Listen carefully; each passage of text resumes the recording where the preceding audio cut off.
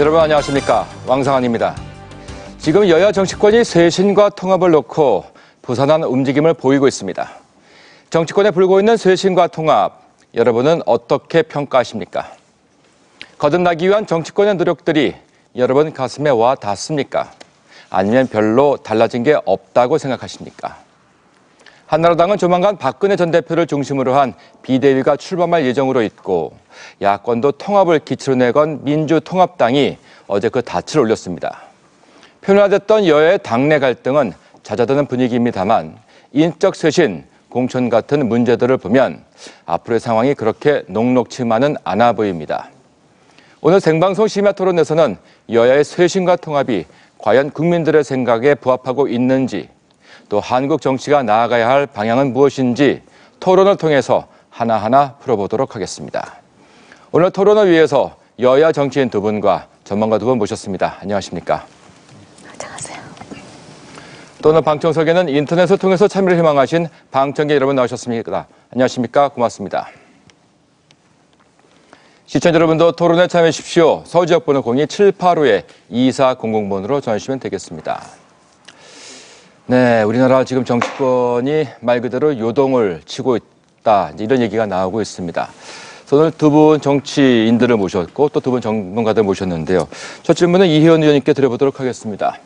한나라당도 여러 가지 이제 그 내홍을 겪는 그 과정에서 이제 그 가닥을 잡았다, 이런 얘기가 있는데 어떻습니까? 지금 쇄신의 그 가닥이 잡혔다, 이렇게 볼 수 있는 건가요? 어떻게 보면은 쇄신의 이제 첫 걸음을 떼고 있다, 이렇게 표현하는 게 더 적절할 것 같습니다. 왜냐하면 이제 쇄신파와 그동안 다른 이제 당내 대다수의 의원들 사이에 좀 이견이 있는 것처럼 표출이 돼서 많은 국민들이 걱정을 하신 걸로 알고 있는데요. 지난 금요일로 이제 상임정국위원회라는 어떻게 보면 최고의 의결 기구에서 박근혜 전 대표가 전권을 가지는 총선 때까지 비상대책위원회를 발족하기로 만장일치로 가결을 했기 때문에 남아있는 나머지 월요일날 절차 하나 정도를 통과시키고 나면 이제 그 체제로 출범이 될 것 같습니다. 근데 그 안에 이제 담기는 쇄신의 내용이 무엇인가 하는 것들이 국민들께서 가장 관심을 가지는 부분이라고 볼 수 있는데요.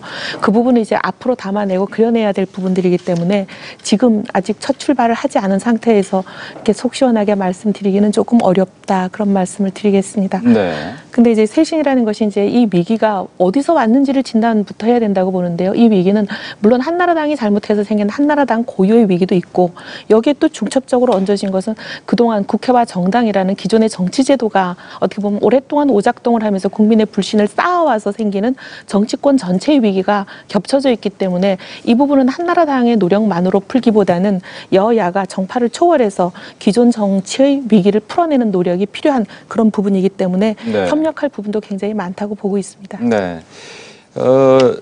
통합민주당, 민주통합당은 내년 15일에 지도부를 선출을 할 예정으로 있죠. 네, 1월 15일 날 할 예정입니다. 이인영 최고위원은 더 이상 이제 최고위원은 이제 아니시지만 네, 그렇습니다. 이제 이쪽으로 여쭤보도록 하겠습니다. 네. 지금 민주당은 야권은 어떻게 지금 정리가 되고 있는지요? 통합 움직임은요? 어제 그러니까 민주당과 시민통합당의 양당의 수임기관 합동회의를 통해 가지고 정식으로 민주통합당으로 통합은 완료되었습니다. 네. 내용적으로 놓고 보면 12월 7일 시민통합당이 창당과 동시에 합당을 의결했고요. 또 12월 8일 한국노총이 그 야권 통합정당에 참여하는 것을 의결했고, 민주당이 12월 11일 날 대의원대를 통해서 최종적으로 합당과 통합을 의결함으로써 민주통합당이 정식으로 출범하게 되었죠. 두 가지 요구가 있었습니다. 하나는 새로워져라, 이런 그 시민들의 요구가 있었고, 또 하나는 하나가 되어라, 이런 그 국민들의 명령이 있었습니다. 이 두 가지는 따로 있는 것이 아니고 동전의 양면처럼 하나의 과정으로 진행돼야 된다, 이렇게 생각하고 있기 때문에 저희는 지금까지 저희가 통합에 주력했다면 이제는 혁신에 주력해서 국민이 원하는 정치 개혁의 방향, 이것에 부응하고자 합니다. 대체로 세 가지를 생각하고 있는데요. 하나는 변화된 시대에 맞게 온라인과 오프라인이 결합된 정당으로 가자, 이런 취지가 있고요.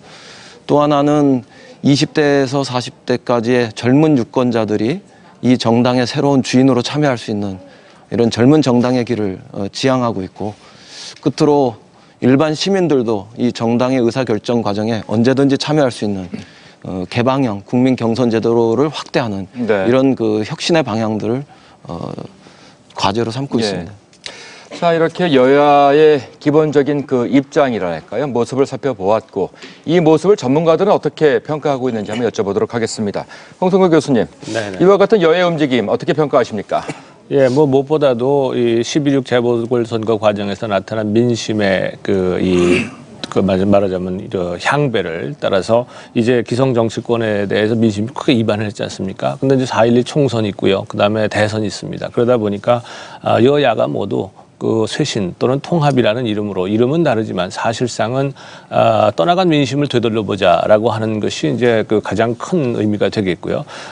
특히 그 이 박원순 시장이 당선된 것은 기성 정치권에 대단히 큰 위협이라고 저는 보고 있습니다. 그건 왜 그러냐 하면 다단계 경선을 거쳤습니다만 여하튼간에 기성 정치권의 모든 후보를 물리쳤어요. 여러 차례에 걸쳐서. 그래서 국민들이 기성 정치권의 희망과 기대를 더 버렸다라고 하는 것을 아예 그냥 실증을 해버렸단 말이죠. 그래서 지금 나오는 이런 쇄신이나 통합이라고 하는 논의는 과거 17대 혹은 16대 국회가 끝날 즈음 해서 나타나는 것보다 훨씬 더 큰 스케일로 나타나고 있다. 그것은 아까 지금 말씀드린 것처럼 소위 시민 후보나 시민 세력의 제3의 다른 그 기성 정치권이 아닌 다른 세력에 대한 국민의 기대가 더 커지고 있다라고 하는 위기 의식이 지금처럼 굉장히 폭넓은 그리고 소위 당을 쇄신 정도 또는 재창당의 논의까지 나타나는 이러한 것으로 나타나고 있다 이렇게 볼 수 있습니다. 네, 고승국 박사님. 한나라당은 이제 쇄신이라는 이름으로 또 야권은 통합이라는 이름으로 변화를 지금 도모하고 있는 거죠. 네. 예. 그런데 정치권은 위기가 오지 않으면 변화할 리가 없죠. 그냥 이대로 가서 국회의원 된다라고 하는 확신만 있으면 뭐하러 변하겠어요. 안 변하실 거죠. 아니요, 내년에 그냥 변해야죠. 국회의원이 된다고 하는 그 보장을 한나라당 소속 의원들이 다 갖게 된다면 그럼 뭐하러 변하겠어요. 저는 그렇게 생각합니다.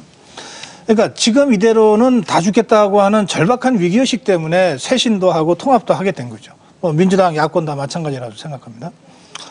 그런데 그러면 지금의 모습과는 완전히 다른 모습으로 변해야 국민들이 다시 쳐다보고 다시 한 번 더 신임도 주고 할 텐데 그렇게 변하려면 지금까지 갖고 있었던 것부터 다 놔야 되잖아요. 근데 내려놓는 게 쉽지가 않습니다. 불과 넉 달밖에 안 남은 국회의원 임기지만 그러나 그것도 기득권이니까 먼저 내려놓기 안 되는 거죠. 한나라당이 굉장한 이 혼돈 속에서 그 쇄신 논의를 하다가 마침내 가닥을 잡았는데 그 혼돈도 가만히 살펴보면 이런 거죠. 재창당이냐 재창당에 준하는 쇄신이냐 이 단어 하나 가지고 사실은 두 차례나 의총을 했는데 핵심은 제가 보기에 이렇습니다. 재창당이라고 하면 169명의 국회의원이 갖고 있는 기득권을 일단 다 내려놓고 그다음에 정말 다시 총선에서 필요한 사람들, 대선에서 필요한 사람들이 다시 모여서 당 밖에 있는 사람들까지 포함해서 원점에서 다시 시작하자고 하는 게 아마 재창당의 모습일 것이고 재창당에 준하는이라고 하는 표현은 169명의 국회의원 중에 대부분은 그냥 기득권을 가지고 가는데 그중에 일부 정말 국민적 눈높이에 비춰봐서 도덕적으로나 능력으로나 문제가 있다고 생각되는 사람만 가려내고 나머지 국회의원들은 그냥 공천받는 걸로 가자라고 하는 게 제가 보는 재창당의 준하는이라고 하는 표현에 숨어있는 속뜻이라고 봅니다. 그러니까 결국 이것도 뭐냐면 모두 내려놓고 자신들의 기득권을 모두 내려놓고 시작하자고 하는 주장과 웬만하면 좀 가지고 가면서 하자고 하는 주장이 대립됐던 것이고요. 박근혜 전 대표가 이 중에서 모두 내려놓고 시작하자고 하는 재창당을 뛰어넘는 쇄신을 약속했기 때문에 쇄신파들이 비로소 그렇다면 한번 마지막으로 해보자 이렇게 봉합이 됐다고 좀 보여지거든요. 그러니까 저는 오랜 진통 끝에 한나라당은 적어도 갖고 있는 기득권을 내려놓고 뭔가 해보자고 하는 합의에 도달했다고 봅니다. 네. 야권은 과연 그러냐?